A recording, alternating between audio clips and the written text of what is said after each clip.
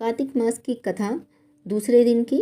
सत्यभामा ने कहा, हे प्रभु, आप तो सभी काल में व्यापक हैं और सभी काल आपके आगे एक समान है। फिर यह कार्तिक मास ही सभी मासों में श्रेष्ठ क्यों? आप सब तिथियों में एकादशी और सभी मासों में कार्तिक मास आपको प्रिय क्यों कहते हैं? इसका कारण बताएं। भगवान श्री कृष्ण ने कहा, हे भामिनी, तुमने बहुत अच्छा प्रश्न किया है। मैं तुम्हें इसका उत्तर देता हूँ, ध्यानपूर्वक सुनो। इसी प्रकार एक बार महाराज बेन के पुत्र राजा पृथु ने प्रश्न के उत्तर में देवर्षि नारद से प्रश्न किया था और जिसका उत्तर देते हुए नारद जी ने उसे कार्तिक मास की महिमा बताते हुए कहा, हे राजन, एक समय शंख नाम का एक राक्षस बहुत ही बलवान और अत्याचारी हो गया था। उसके अत्याचारों से तीनों लोकों में त्राही त्राही मच गई। उस शंखासुर ने स्वर्ग में निवास करने वाले देवताओं पर विजय प्राप्त कर इंद्र आदि देवताओं एवं लोकपालों के अधिकार को छीन लिया। उससे भयभीत होकर समस्त देवता अपने परिवारों के सदस्यों के साथ सुमेरु पर्वत की गुफाओं में बहुत दिन तक छिपे रहे। तत्पश्चात वे निश्चिंत होकर सुमेरु पर्वत की गुफाओं में ही रहने लगे। उधर जब शंखासुर को इस बात का पता चला कि देवता आनंद पूर्वक सुमेरु पर्वत की गुफाओं में निवास कर रहे हैं, तो उसने सोचा, ऐसी कोई दिव्य शक्ति अवश्य है जिसके प्रभाव से अधिकारहीन ये देवता अभी भी बलवान हैं। सोचते सोचते वह इस निर्णय पर पहुंचा कि वेद मंत्रों के बल के कारण ही देवता बलवान हो रहे हैं। यदि इनसे वेद छीन लिए जाएं तो वो बलहीन हो जाएंगे। ऐसा विचार कर शंखासुर ब्रह्मा जी के सत्यलोक से ही शीघ्र ही वेदों को हर लाया। उसके द्वारा ले जाए जाते हुए भय से उसके चंगुल से निकल भागे और जल में समा गए। शंखासुर ने वेद मंत्रों तथा बीज मंत्रों को ढूंढते हुए सागर में प्रवेश किया, परंतु न उसको वेद मंत्र मिले और न ही बीज मंत्र। जब शंखासुर सागर से निराश होकर वापस लौटा तो उस समय ब्रह्मा जी पूजा की सामग्री लेकर सभी देवताओं के साथ भगवान विष्णु की शरण में पहुंचे और भगवान को गहरी निद्रा से जगाने के लिए गाने बजाने लगे। धूप गंध आदि से बारंबार उनका पूजन करने लगे।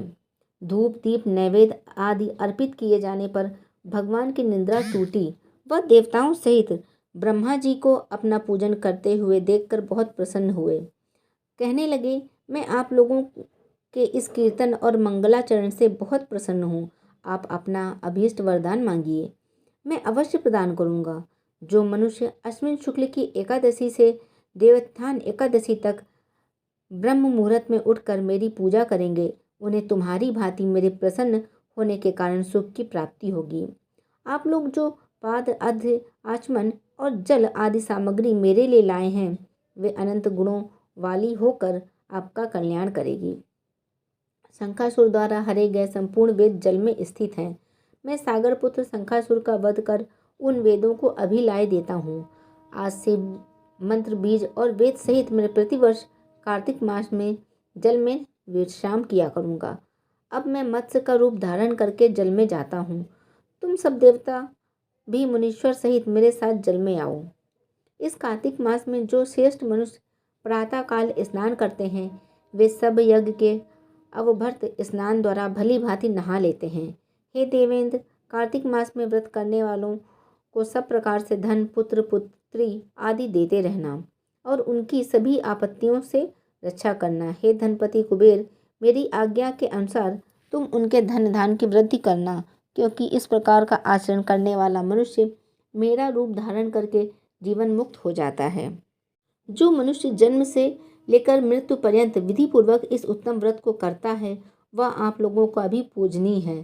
कार्तिक शुक्ल पक्ष की एकादशी तिथि को तुम लोगों ने मुझे जगाया है, इसलिए यह तिथि मेरे लिए अत्यंत प्रीतिदायिनी है और माननीय है। हे देवताओं, यह दोनों व्रत नियम पूर्वक करने से मनुष्य मेरा सानिध्य प्राप्त कर लेते हैं। इन व्रत को करने से जो फल मिलता है वह अन्य किसी व्रत से नहीं मिलता।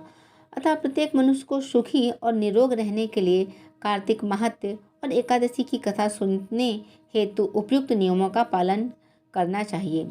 नारद जी ने कहा। ऐसा कहकर भगवान विष्णु मछली का रूप धारण करके आकाश से जल में गिरे। उस समय विंध्याचल पर्वत पर तप कर रहे महर्षि कश्यप ने अपनी अंजलि में जल लेकर खड़े थे। भगवान उनकी अंजलि में जा गिरे। महर्षि कश्यप ने दया करके उसे अपने कमंडल में रख लिया।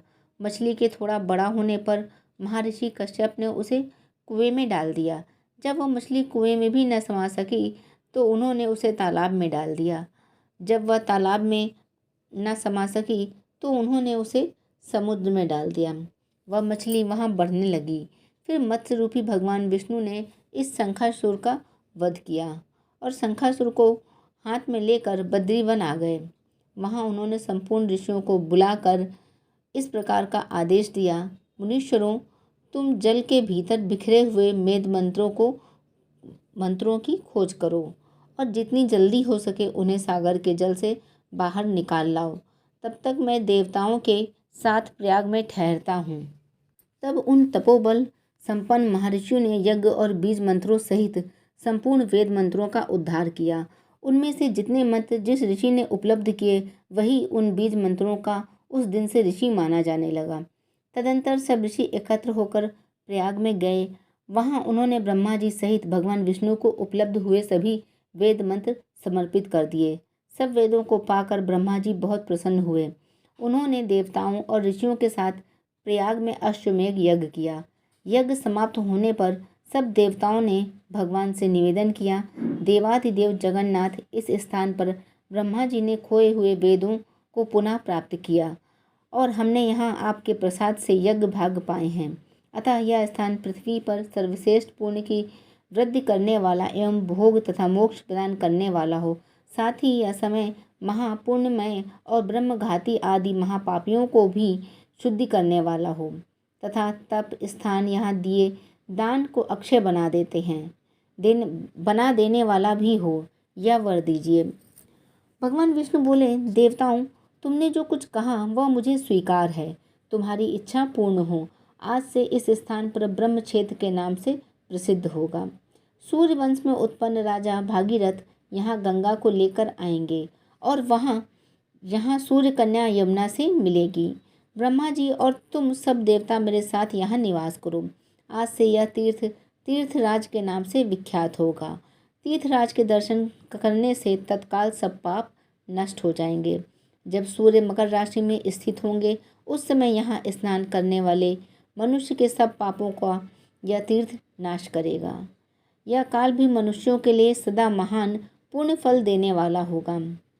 माघ में सूर्य के मकर राशि में स्थित होने पर यहाँ स्नान करने से सालोक के आदि फल प्राप्त होंगे। देवाधिदेव भगवान विष्णु देवताओं से ऐसा कहकर ब्रह्मा जी के साथ वहीं अंतर्ध्यान हो गए। तत्पश्चात इंद्रादि देवता भी अपने अंश से प्रयाग में रहते हुए वहां से अंतर्ध्यान हो गए। जो मनुष्य कार्तिक में तुलसी जी की जड़ के समीप श्री हरि का पूजन करता है वह इस लोक में संपूर्ण भोगों का उपभोग कर के अंत में वैकुंठ धाम को जाता है।